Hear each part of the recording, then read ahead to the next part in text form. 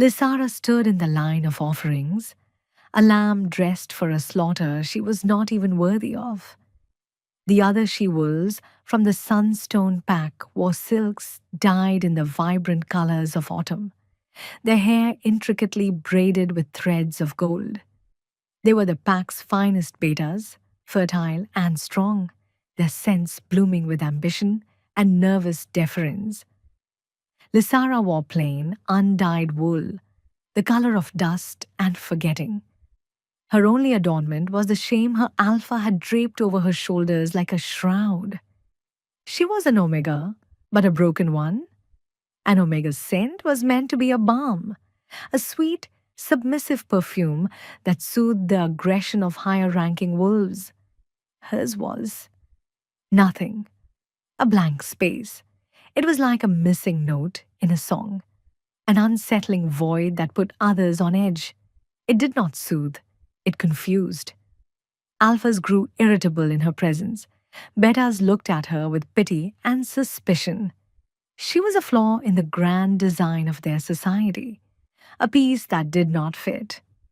Her pack had endured a harsh winter, and the tribute to the Alpha King this year was meager.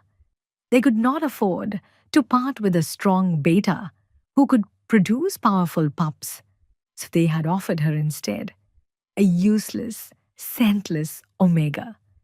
It was both an insult to the king and a desperate prayer that he might be too proud to notice the threadbare quality of their gift. Head up! Silara, her older sister, had hissed before they were separated. Do not look like a kicked pup. It is a dishonor. Silara was a perfect beta, her scent a pleasant mix of heart smoke and loyalty. She meant well. But her words were just another stone, pressing Lysera down. How could she not look like a kicked pup when that was all she had ever been? The great hall of the Black Granite Keep was a cavern of intimidation, banners depicting a snarling black wolf, the sigil of the Alpha King hung from rafters, lost in shadow. The air was thick with the cloying scents of dozens of powerful, anxious wolves. This was the tribute of thorns, a grim tradition where the reclusive and brutal Alpha King Varion would choose a companion for the year. It was said he was cursed, that his wolf was a feral beast barely contained within his skin. The chosen she-wolf never returned to her pack the same, if she returned at all. Lysara kept her eyes fixed on the stone floor, counting the cracks to keep her heart from hammering its way out of her chest. She listened to the whispers slithering through the assembled court. They spoke of the king's rages, of his scarred face and silent, terrifying presence. They said he hated this ceremony, that he loathed the scheming noble she-wolves who paraded themselves before him. A hush fell over the hall, so sudden and complete it was like being plunged underwater. The silence was heavier than any sound. Lysara did not need to look up to know he had arrived. A wave of pure, undiluted power washed over the room, a force so immense it pressed the air from her lungs. It was the scent of ozone after a lightning strike, of ancient forests and cold stone. It was the scent of a king, an apex predator. Her breath hitched, every instinct screamed at her to flatten herself to the ground, to make herself small and invisible. She fought it, remembering Silara's words. She straightened her spine, a tiny, futile act of defiance against the crushing weight of his presence, and lifted her chin. She would not be a dishonor. She would be a stone, unmoved until she was discarded. Heavy measured footsteps echoed on the dais. He was descending, moving among the offerings. Lysara heard a sharp, indrawn breath from the she-wolf beside her, then a soft whimper. She risked a glance from the corner of her eye. The king was a monolith of dark leather and muscle, his face a mask of cold indifference. A brutal scar sliced from his left temple to his jaw, pulling at his eye and giving him a permanent sneer. He was more terrifying than the legends. He moved down the line, his gaze sweeping over the hopeful, terrified faces. He did not pause, did not speak. He was a force of nature, judging the lesser creatures in his path. Then he stopped. He stopped in front of her. Lysara's blood ran cold. This was it, the moment of her dismissal. He would see her for the worthless offering she was and cast her out. The humiliation would be swift. She forced herself to meet his eyes. They were the color of storm clouds, shot through with flickers of silver. There was no warmth in them, only a deep, ancient weariness and pain, a shocking raw pain that was gone as quickly as she saw it. His gaze was intense, analytical, as if he were trying to solve a puzzle. He took a step closer. The air around him practically crackled. The other wolves flinched back, but Lysara stood her ground. Her strange, null scent met his storm of power, and for a breathtaking second, the storm seemed to quiet. The oppressive force in the hall lessened, just a fraction, a flicker of something. Confusion, curiosity crossed the king's harsh features. He lifted a hand, his fingers long and calloused. Lysara braced for a blow, a dismissal. Instead, his fingers brushed against the pulse point on her neck. A tremor went through his powerful frame, a barely perceptible shiver that he instantly controlled. He flinched back as if her skin had burned him, his eyes widening for a heartbeat before the cold mask slammed down again. The hall held its breath. The king stared at her, not as an offering, but as an anomaly. The silence stretched, becoming a weapon in itself. Then, his voice, a low rumble like grinding stones, cut through the tension.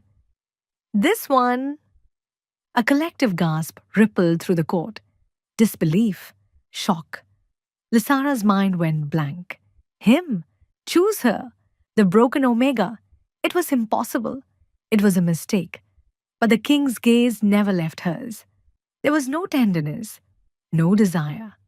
There was only a cold, calculating curiosity, an unnerving focus that pinned her in place.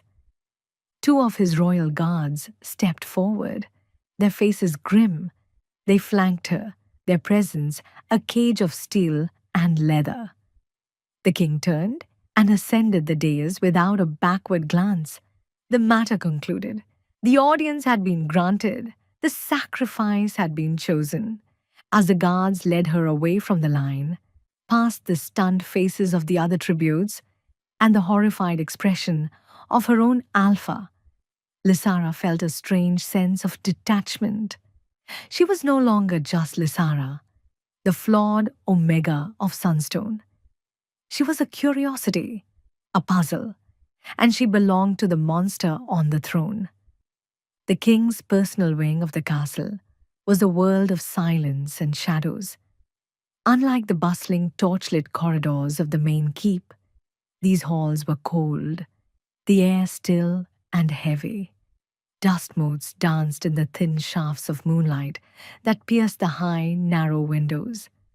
The guards led Lysara through a labyrinth of stone passages until they reached a heavy oak door, banded with iron.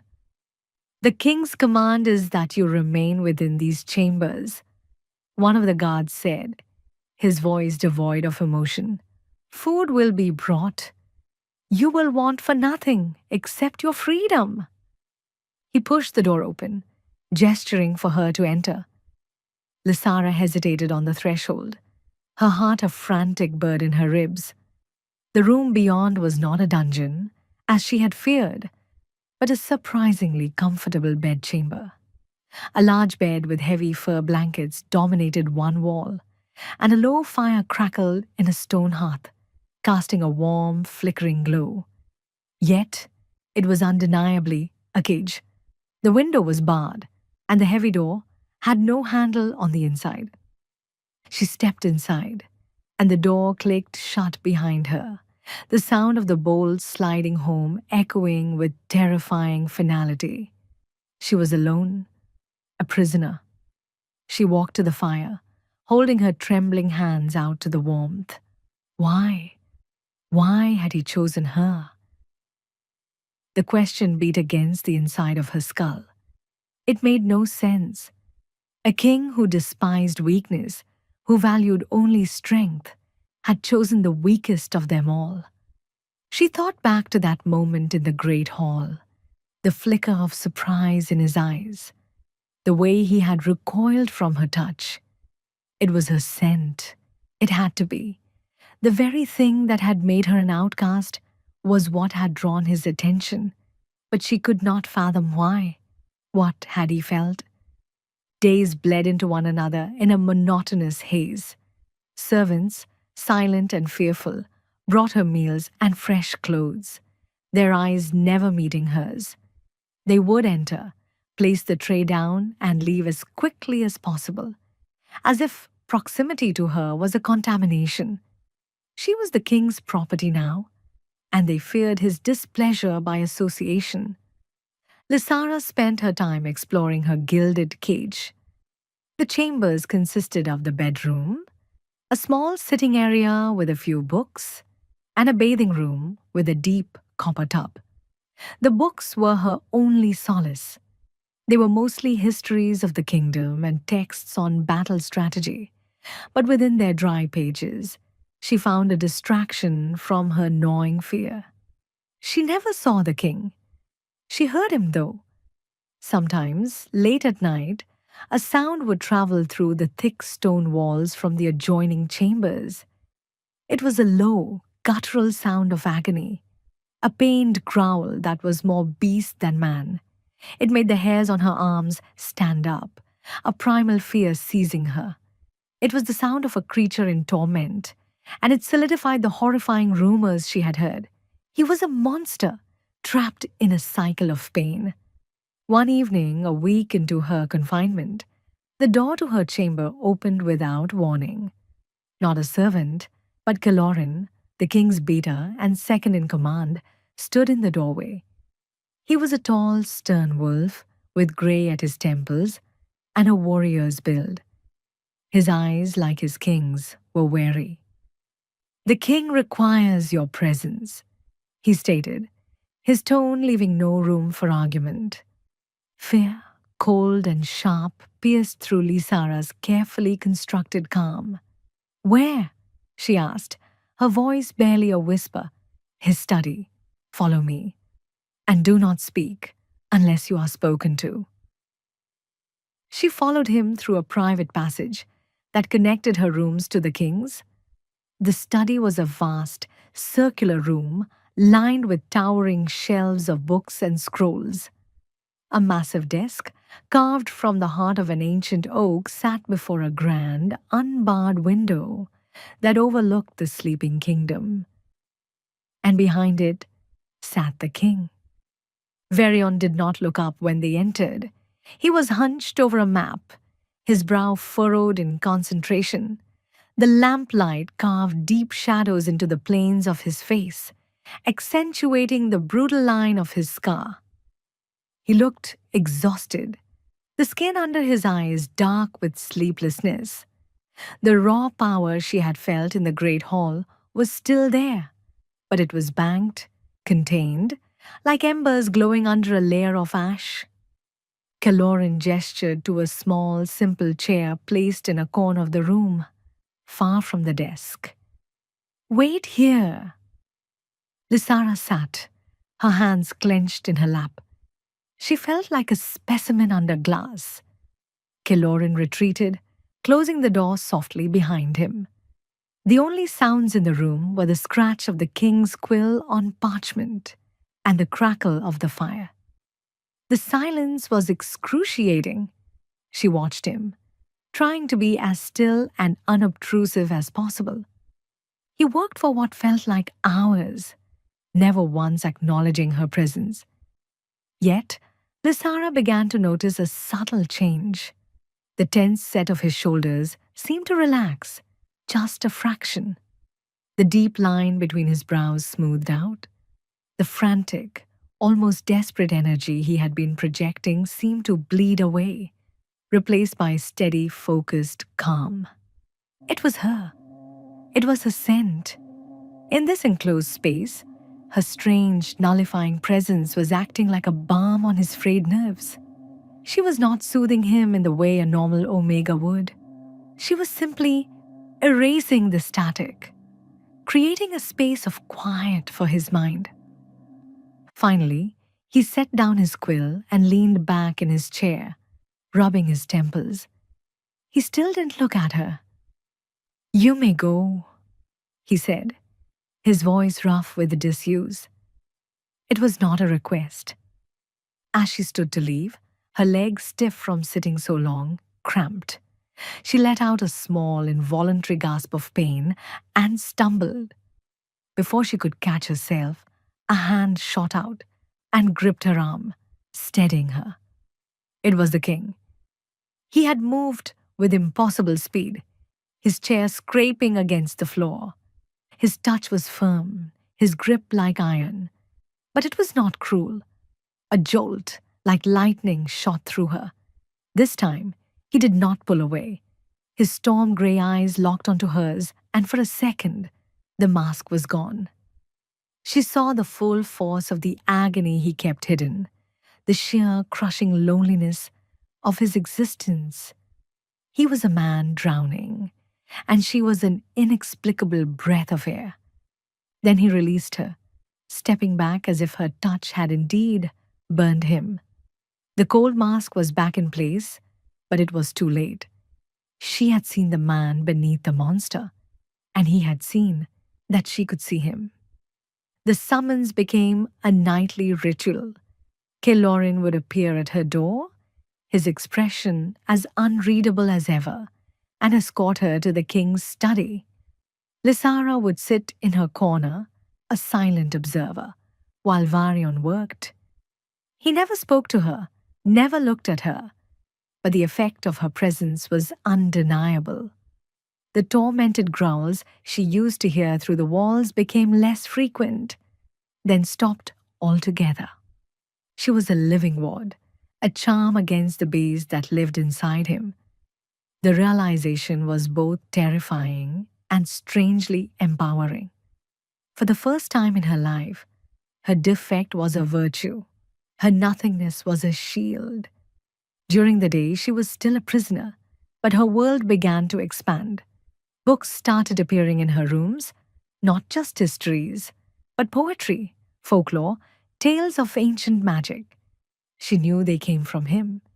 It was a silent conversation, a bridge built of paper and ink across the chasm of silence that separated them. She would lose herself in stories of brave heroines and cursed kings, finding echoes of her own surreal situation in the fantastical tales. One afternoon, a new figure entered her cloistered world. Lord Morvethys, the king's uncle and regent, appeared at her door, dismissing the guards with a wave of his hand. He was a stark contrast to his nephew. Where Varion was a creature of stone and shadow, Morvethys was polished silver. His hair was impeccably styled, his clothes were rich velvet, and his smile was a sharp, predatory thing. "So, you are the little stray the king has taken such a strange interest in," he said, his voice smooth as honey laced with poison. He circled her, his eyes assessing her like a piece of livestock. "An omega from a backwater pack, scentless, I hear. How peculiar." Lysara stood her ground, her chin held high. She would not let him see her fear. "My lord," she said, her voice steady. His smile widened. "Polite, at least. Tell me, little stray, what secrets do you whisper to my nephew in the long hours of the night? What magic do you possess that has soothed the beast that rages within him?" "I do nothing, my lord. I merely sit in his study while he works." "Do not play coy with me," Morvethys hissed, his pleasant facade cracking. The king's affliction has been noticeably milder since your arrival. The council is pleased, of course. A stable king is a strong king. But I am curious. An omega should have no such effect, unless she is no ordinary omega. He leaned closer, his scent, acrid and cloying like wilting flowers, washing over her. Whatever game you are playing, be warned. The king is a dangerous, broken thing. His favor is as fleeting as a winter sun. When he tires of you, and he will, you will have no one to protect you. And I do not suffer anomalies in my court. He left as suddenly as he had arrived, leaving a chill in the air that the fire could not warm. His visit was a declaration of war. He saw her not as a curiosity, but as a threat to his influence, a disruption to the twisted balance of power he maintained through his nephew's suffering. Lysara realized with a sickening lurch that Morvethys did not want the king to be healed. He wanted him to remain broken, controllable. That night, in the study, the atmosphere was different. Varian was agitated, pacing the length of the room like a caged wolf. The papers on his desk were untouched. The air crackled with his suppressed rage, and for the first time, Lysara's presence did not seem to be enough. He threatened you, Varian stated, his back to her. It was not a question. Lysara's heart hammered. Lord Morvethys paid me a visit. Yes. Varian slammed his fist onto the stone mantelpiece, cracking the marble. He will not touch you. The words were a low growl, a promise of violence. He turned to face her, his eyes blazing with a silver fire. He has no right. What is this affliction? Lysara asked, the words tumbling out before she could stop them. The one he spoke of? Varian's face shuttered, the anger replaced by that familiar deep-seated pain. It is a curse, a poison in my bloodline passed from father to son for generations. It magnifies the wolf, the alpha rage, until it consumes the man. It drives us to madness, to an early grave. My father, he succumbed to it. He died roaring in a cage, more beast than man. The confession hung in the air, raw and devastating. This was his secret. This was the source of his torment. He was not just a brutal king. He was a man fighting a losing war against his own nature, terrified of becoming the monster everyone already believed him to be. Morvethys has managed it for years, Varian continued, his voice strained. He provides tinctures, herbs. He says they are to keep the beast at bay. But since you arrived, the pain is less. The rage is quieter. It feels as though I have been living in a constant storm, and you are the first moment of silence I have known. He took a hesitant step toward her, then another, until he was standing before her. He was so close, she could feel the heat radiating from him.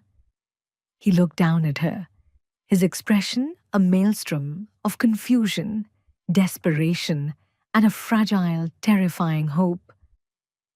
What are you, Lysara? He whispered, the first time he had ever used her name. I'm nothing, she answered honestly, a failed omega, an outcast. No, he breathed, lifting his hand to hover just inches from her cheek. You are not nothing. His eyes were fixed on hers, and in their stormy depths, she saw not a king looking at a subject, but a man looking at his only salvation. The mate bond, a dormant, mythical thing she'd only read about in stories, flared between them, a sudden, undeniable current of energy. It was terrifying. It was exhilarating. It was a promise of a connection so deep it could shatter them both. He felt it too, A sharp hiss escaped his lips, and he snatched his hand back, staggering away from her, as if he'd been struck. The hope in his eyes was extinguished, replaced by sheer horror. "Get out!" he snarled, turning his back on her. The command was brutal, sharp with a new kind of pain. "Kalorin, get her out of my sight!" The door burst open, and Kalorin was there, his face grim. He took her arm gently and led her from the room, leaving the king alone with the ghost of a bond he was clearly terrified to acknowledge. After that night, the summons stopped. Lysara was plunged back into silence and isolation, but it was a different kind of silence now. It was filled with the echo of his whispered question, the memory of that raw, impossible connection. He had felt the mate bond, and it had terrified him. He was pushing her away not out of cruelty, but out of a twisted sense of protection. He believed his curse would destroy her, and he would rather suffer alone than drag her into his personal hell. The knowledge did not comfort her. It ached. She paced her rooms, the stories and poems he had given her, now feeling like relics from a different lifetime. She was no longer just a prisoner. She was a participant in his tragedy, and he had just written her out of the script.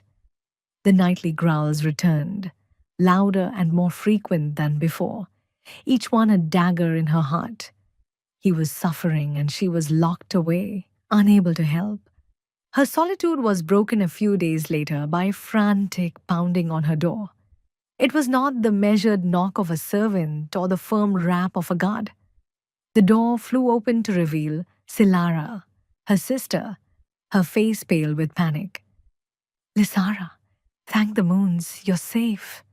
She rushed in, pulling Lysara into a fierce hug. Two royal guards stood awkwardly in the hall behind her. "Silara, what are you doing here? How did you get in?" Lysara asked, stunned. "The king sent for me," Silara said, pulling back, her eyes scanning Lysara for any sign of harm. He granted me leave to visit you." "Lysara, the court is in chaos. Lord Morvedis has been spreading rumors that you're a witch, that you've ensnared the king with dark magic to steal the throne." Lysara's blood ran cold. Morvedis was not just trying to intimidate her anymore. He was trying to destroy her reputation, to turn the entire kingdom against her.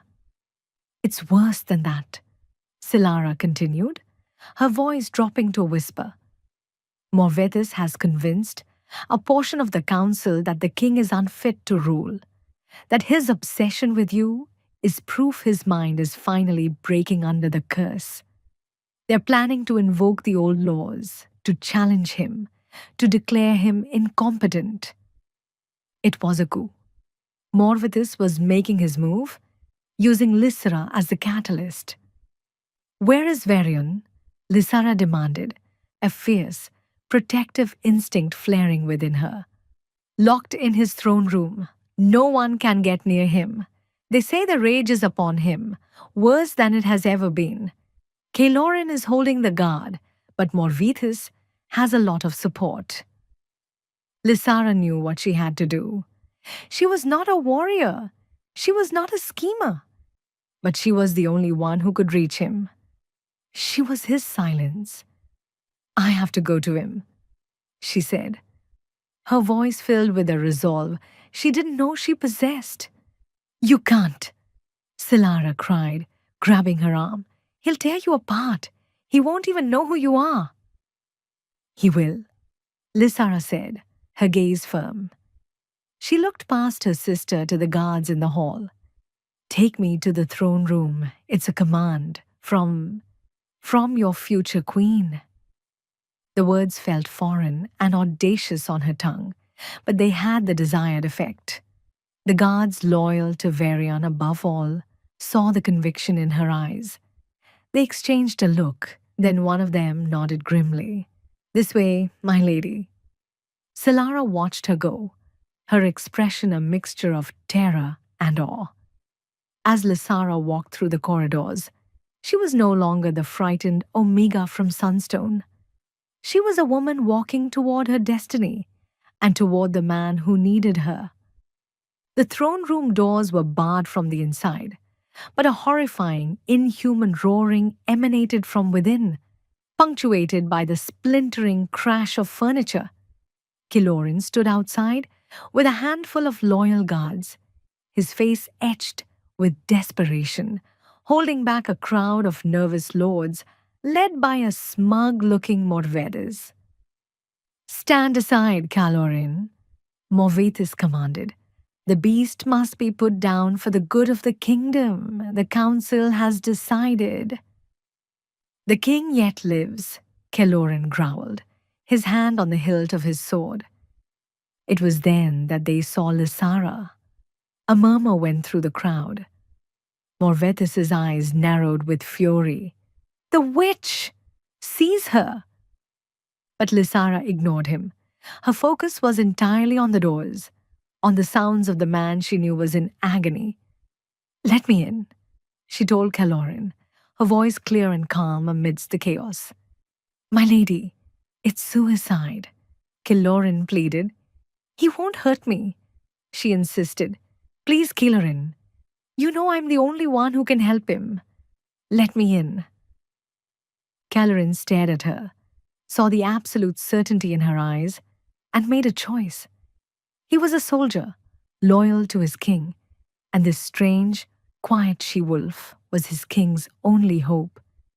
He nodded to his men. "Unbar the doors, just for her." With a groan of protesting metal, the heavy bars were lifted. Lysara took a deep breath and pushed the great doors open. Stepping into the maelstrom, she disappeared into the darkness of the throne room, and the doors slammed shut behind her, sealing her inside with the monster.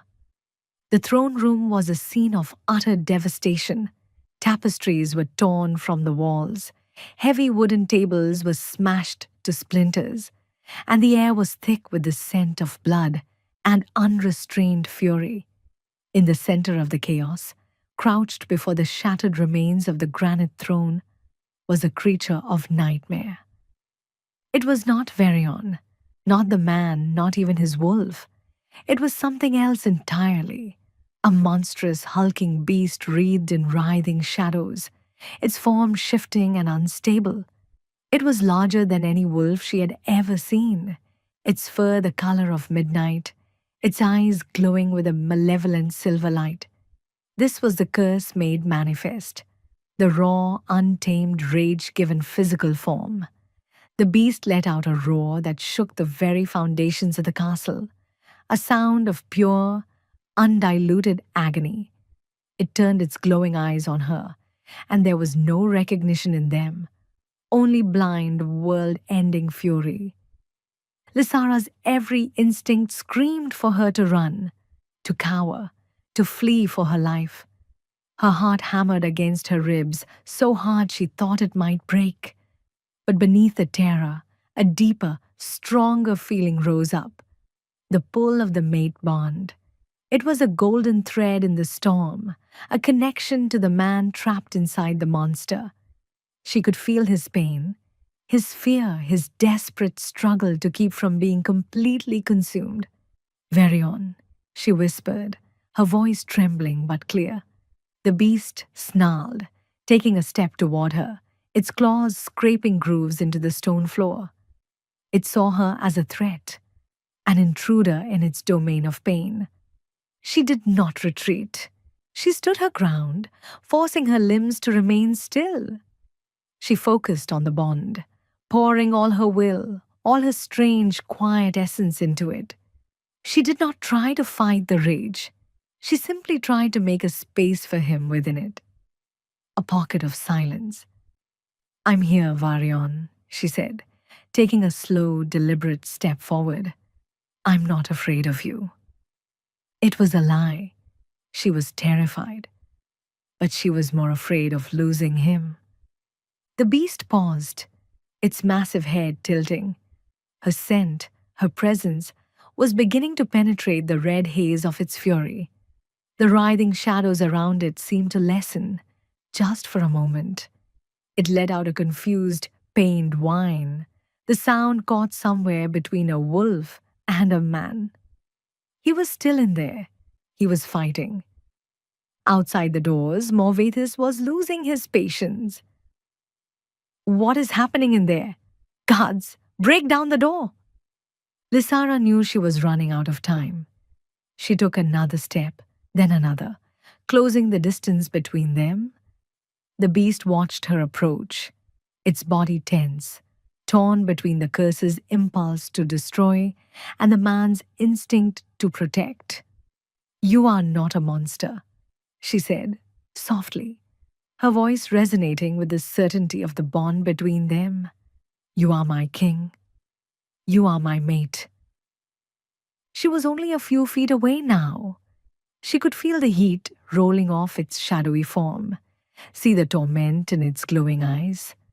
She reached out her hand, a small, fragile offering in the face of such overwhelming power. The beast flinched back, letting out a warning growl. But it did not attack. A sliver of the man, of Varion, was holding the monster at bay. He was fighting for her. At that moment, the great doors shuddered under the impact of a battering ram. The sound shattered the delicate truce. The beast roared, its control slipping, the shadows around it flaring violently. It lunged, but it didn't lunge at her. In an incredible act of will, Varion twisted the beast's attack, turning its fury away from her and toward the doors. His monstrous form slammed into the oak and iron, shielding her with his own body. He was choosing to protect her, even as the curse tried to force him to destroy her. It was his ultimate choice, a sacrifice made in the heart of his own personal hell. Tears streamed down Lysara's face. That single act of love, of defiance against his own nature, was all she needed. The fear vanished, replaced by fierce, unyielding love. This was her mate. She did not hesitate. As the beast recoiled from the door, momentarily stunned by its own action, she rushed forward and wrapped her arms around its massive, shadowy form. She pressed her face against its fur, which felt like solidified darkness and cold fire. She did not try to soothe it from the outside. She pushed her entire being, her love, her acceptance, her silence, down the golden thread of the maid bond. It was not a gentle balm. It was a tidal wave of pure, unconditional love crashing against the walls of his curse. "I choose you, Varian," she whispered into his fur. "All of you. The man, the wolf, the storm. I am not leaving you." For a moment, the beast stiffened, its immense power warring against her. The shadows writhed, fighting her calming influence.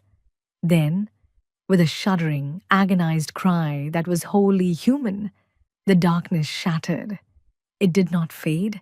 It broke apart like black glass, dissolving into nothingness. The monstrous form collapsed, shrinking, the shadows receding until all that was left was Varion, the man naked and trembling on the cold stone floor. He looked up at her, his storm-grey eyes clear and free of pain for the first time in his life. The curse was broken. The throne room doors finally burst open, revealing Morvetus, a triumphant sneer on his face, flanked by guards. The sneer froze, then melted into disbelief and horror as he saw not a dead monster, but the king, whole and human, with Lysara kneeling beside him, her hand resting protectively on his shoulder. "It's over, uncle," Varian said, his voice weak but steady. He pushed himself to his feet, Lysara rising with him. He was exhausted, but his power was no longer a raging storm. It was a calm, deep ocean. He was in control. "Seize him," Varian commanded, pointing a trembling finger at Morvetus. Kaelorine and the loyal royal guard needed no further prompting. They surged forward, apprehending the shocked and sputtering lord. The coup was over. The curse was broken. In the center of the ruined throne room, the Alpha King turned to the scentless Omega who had saved him.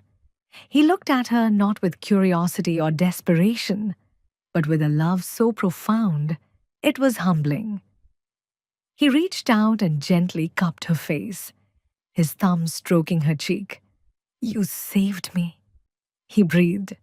"No," Lysara said, her own voice thick with emotion, as she leaned into his touch. "We saved each other."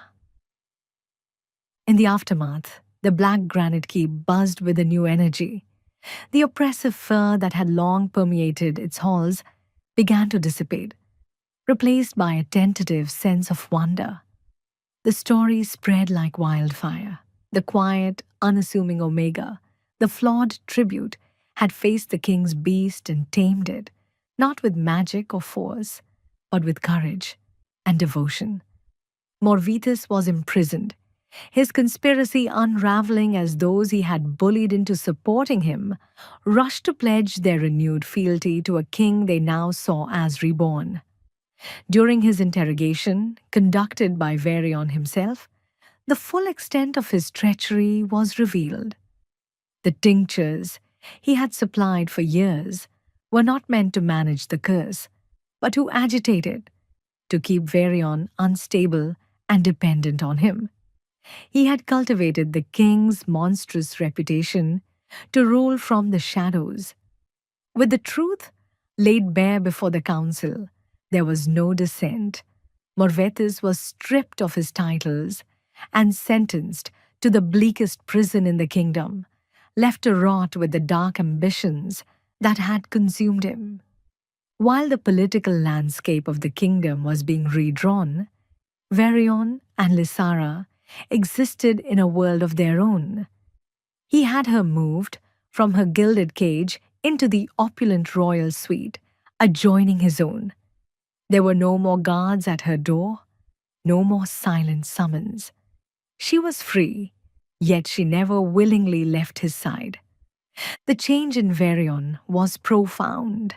The constant pain that had etched lines of exhaustion onto his face was gone.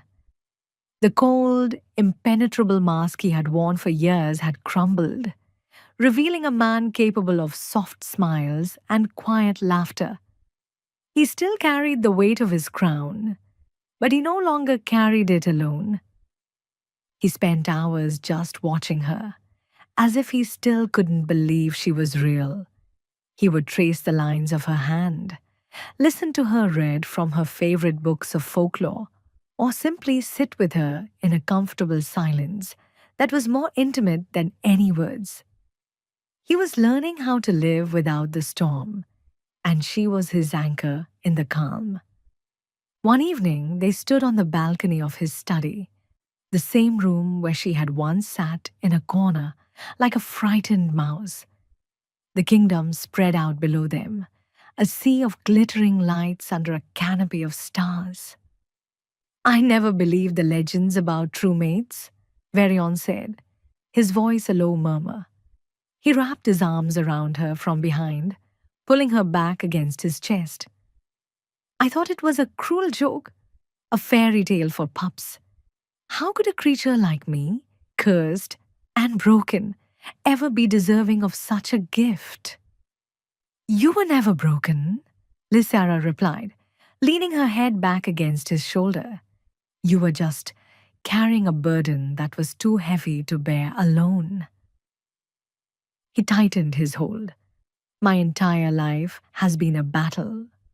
Against the pain, against the rage, against the whispers of the court, and the manipulations of my uncle. I learned to trust no one, to show no weakness. And then you walked into that hall, and none of the rules applied anymore. Your scent, it didn't challenge me. It didn't bow to me. It just was. A space of peace. I wanted to keep you close, but I was terrified that my darkness would consume your light. It couldn't, she said simply. My light, as you call it, was made for your darkness. He turned her in his arms, his storm grey eyes filled with an emotion so intense it took her breath away. Lysara, he began, his voice thick with feeling. You are more than my savior. You are my queen, my mate, but I have not claimed you, not properly. Before she could respond, he lowered his head, his lips meeting hers in a kiss that was both a tender exploration and a desperate claiming. It was a kiss that sealed every promise their bond had made, a confirmation of everything they had overcome. When he finally pulled back, his forehead rested against hers. The court needs to see, the kingdom needs to know, they need to understand that our strength is not in claw and fang alone, but in this, in us. The next day, Varion convened the full court in the great hall.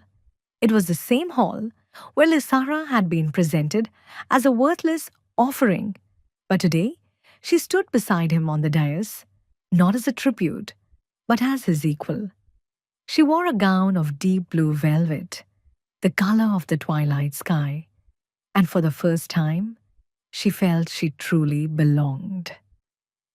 Varion addressed his court, his voice ringing with a new-found authority, calm and absolute. He spoke of his uncle's betrayal and of the curse that had plagued his line for centuries. He did not hide his past weakness, he owned it. And then he spoke of Lysara. This kingdom has long valued one kind of strength, he declared, his voice echoing through the silent hall. The strength of the Alpha, the power to dominate, to command. We were wrong. We forgot the strength of resilience, of courage, of compassion. We forgot the power that lies in healing. He turned to Lysara, taking her hand. This is Lysara of the Sunstone Pack, the woman you saw as a flawed Omega. She faced the beast that I could not control, and she did not flinch. She is the source of my freedom. She is the heart of this kingdom, and she is my mate. He lifted her hand to his lips, and then, in front of the entire court, he lowered his head and gently bit the juncture of her neck and shoulder. It was not a violent act of possession, but a tender, sacred marking. A jolt of pure energy, warm and golden, surged through Lysara, flowing from him to her and back again, sealing their bond for all eternity. The mating mark glowed for a moment with a soft, silver light before settling into her skin, a permanent symbol of their union. A gasp went through the court, followed by a wave of murmurs. But this time, they were not whispers of fear or scorn. They were whispers of awe. Silara stood with their alpha, tears of pride in her eyes. Calorin watched his king, a genuine smile on his face for the first time in years. The Alpha King, once feared for his uncontrollable rage, had publicly declared that the greatest power in the land was the quiet strength of her rejected Omega. It was the beginning of a new era. The union was not just the solidification of a bond. It was the start of a revolution of the heart for the entire kingdom. Epilogue. 1 year later, the great hall of the Black Granite Keep was transformed. Sunlight, once shunned, now streamed through newly installed glass windows, illuminating the rich tapestries that depicted not scenes of battle, but of harvest, of community, of a great black wolf walking peacefully beside a silver-furred she-wolf. The air was warm and smelled of fresh bread and blooming flowers from the castle gardens, a testament to the peace and prosperity that had settled over the land.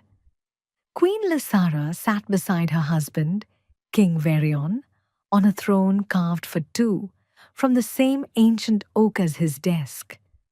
It was a symbol of their shared rule. She rested a hand on her swollen belly, a gentle smile playing on her lips as she watched the proceedings. Today was the tribute of gifts, the ceremony that had replaced the barbaric tribute of thorns. Packs from across the kingdom no longer brought offerings of she-wolves, but rather the best of their harvests, their crafts, and their innovations. It was a celebration of what they could create, not what they could sacrifice. Varion leaned over, his voice a low, private rumble against her ear. Are you well, my love? The alpha from the Riverwood pack is notoriously long-winded. Lysara laughed softly. I'm fine. Our son is just impatient to hear about improved irrigation techniques, I suppose. She felt a gentle kick from within and placed Varion's hand over the spot. His eyes, once so full of storms, were now clear skies, and they softened with overwhelming love as he felt the movement of their child. The past year had been one of profound change, guided by Lysara's empathy and Varion's decisive leadership. The rigid hierarchy of their society had begun to soften. Omegas were no longer seen as mere property, but were recognized for their vital roles as healers, artists, and caretakers. Soft strengths were now celebrated alongside physical prowess. The kingdom was stronger not because it was more brutal, but because it was more whole. Silara was now the official ambassador for the Sunstone Pack, her sharp mind and loyal heart making her a respected voice in the new, more compassionate court. Kelorin, ever faithful, stood at the base of the dais, his stern expression often cracking into a smile as he watched his king and queen. He was not just their beta, he was their friend. Later that evening, after the ceremonies were concluded, Varion and Lysara stood on their balcony, watching the moon rise over their peaceful kingdom. The night was quiet, the air cool and sweet. Do you ever miss the silence? Varion asked, his arms wrapping around her protectively, his hand resting on the swell of their future.